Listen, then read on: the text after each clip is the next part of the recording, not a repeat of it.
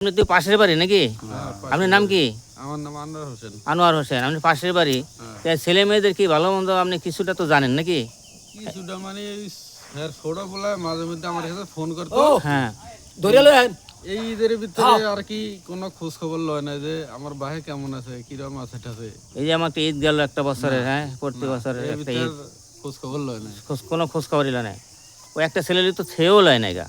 না আর দুই ছেলে তো লয়ই নাই, আগে পরও লয় নাই, মেয়েরও লয় নাই। ওই এরকম জীবন যার কারণ না হয়। লয় কিরম একজনের কাছে ফোন করে আমার বাইরে লঞ্চে উঠাই দিও। হুম। হ্যাঁ ওই ওই কয় যে ফোন দিও মানে উঠাই দিও।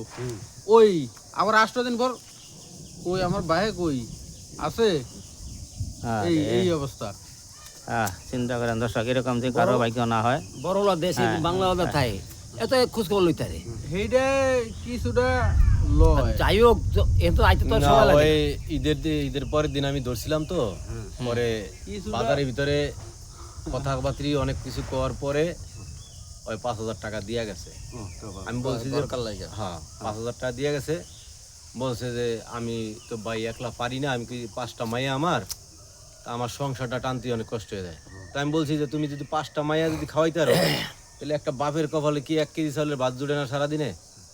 তুমি চেষ্টা করিও যে তোমার বাপের যে একবেলা ভাত অন্তত খাওয়াইতে পারো।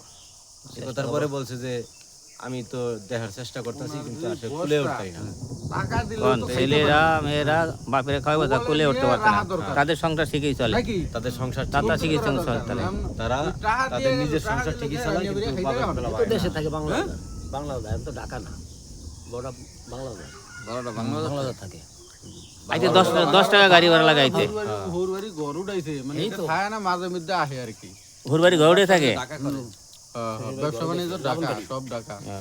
লামনগাড়ি যাও আল্লাহ ওদেরকে হেদায়েত করুক, এই দুই করেন এরকম যে আর কারোর না হয়। আর কি মাঝে মধ্যে আসে।